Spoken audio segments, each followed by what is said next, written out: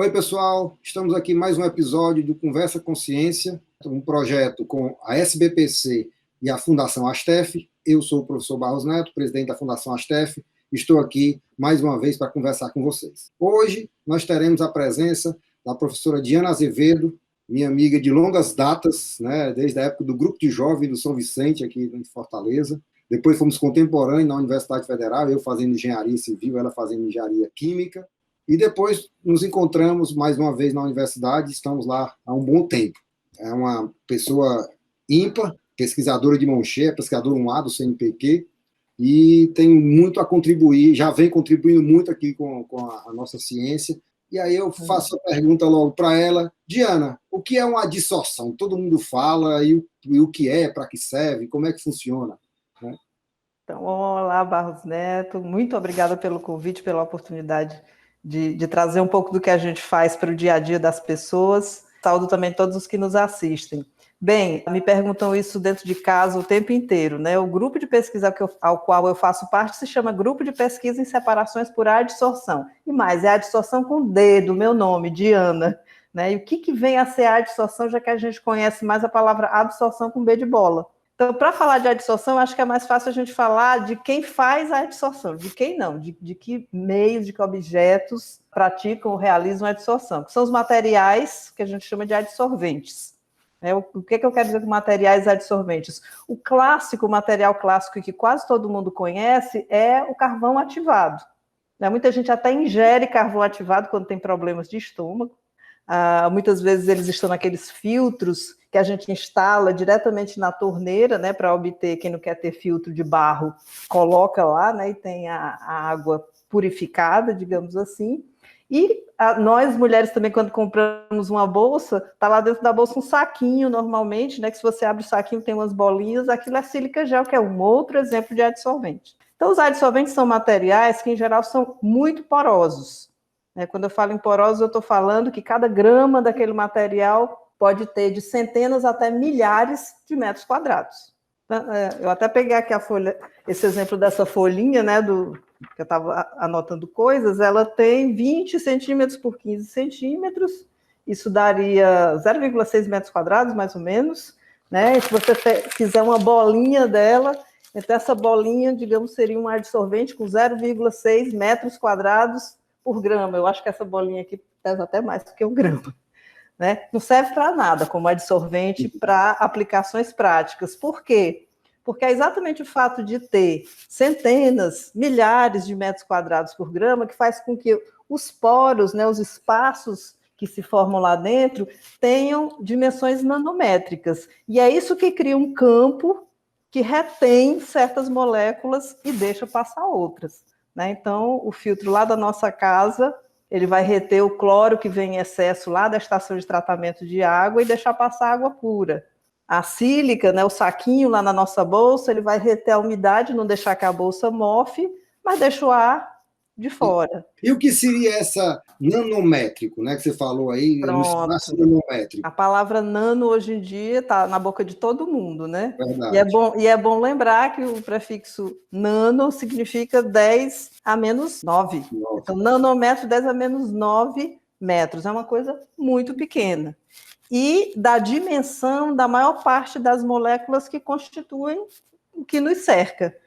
Aí eu estou falando de oxigênio, nitrogênio, água e até moléculas maiores, né, quando a gente fala em fármacos também.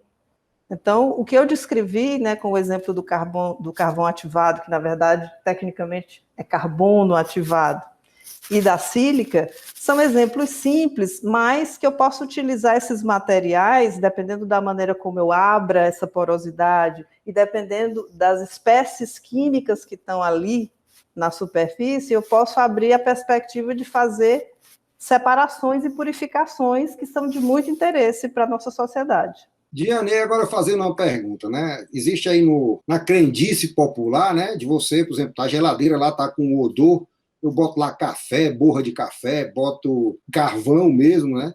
Isso aí, ele está fazendo a dissolção na sua geladeira? Exatamente. Então, os odores da geladeira são uma substância química, né? Uma substância química de algo que apodreceu ou algo que naturalmente tem um cheiro mais forte. né? E aí, quando a gente coloca ali a borra de café a gente jogar no lixo. E ela tem uma partícula muito fininha, ou seja, ela tem uma, entre aspas, alta área superficial. E aí, também, como ela é basicamente carbono, ela não chega a ser o carbono ativado, mas ela, em sua constituição, é carbono. Ela vai ter afinidade, ela vai gostar de tudo que é orgânico que está no ar da geladeira. E o que é que está orgânico no ar da geladeira? São os cheiros. Então, de fato, ou a borra de café, ou o carvão ativado. Lá em casa, às vezes, a gente usa até cebola também, né? Corta ali a cebola e deixa lá dentro para tirar algum odor, mas o fenômeno é o mesmo.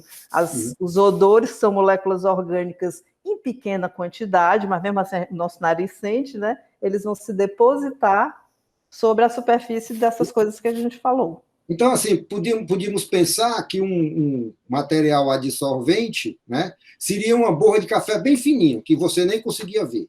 Exatamente, exatamente. Seria uma borra de café coloidal, assim, muito, muito, muito, muito pequena. Qual é a dificuldade disso? Se você vai usar isso para fazer uma separação de toneladas de um componente que você precisa, vamos falar agora de uma coisa que nos afeta muito hoje em dia. Afetou muito Manaus, falta de oxigênio, né? O oxigênio está presente no ar. Por que a gente não pode purificar o ar e separar esse oxigênio? Isso pode ser feito por criogenia, ou seja, baixando tanto a temperatura que um desses dois componentes, o oxigênio ou o nitrogênio, vai virar líquido primeiro, mas isso pode ser feito por adsorção também. Então, eu posso ter um material que prefira o oxigênio, ou prefira o nitrogênio, no caso, e deixa o oxigênio passar mais puro. Mas qual era a nossa conversa da tua pergunta? Vamos usar a borra de café para fazer isso? Ela bem fininha? Imagina eu pegar a borra de café bem fininha e colocar numa coluna que tem 1 metro de comprimento, e eu estou falando de uma unidade pequena, por meio metro de diâmetro, um cilindro. Eu não vou ter bomba que consiga fazer passar, eu vou ter altas perdas de carga, altas pressões. Então, o que é que acontece? Esse adsorvente, que seria muito bom, borra de café bem fininha, eu tenho que aglomerá-lo em forma de partículas aí de tamanho milimétrico, né, para que nos processos industriais eu não tenha problema de entupimento, não tenha problema de queda de pressão muito alta, que eu gastaria muita energia para fazer passar os fluxos que eu quero.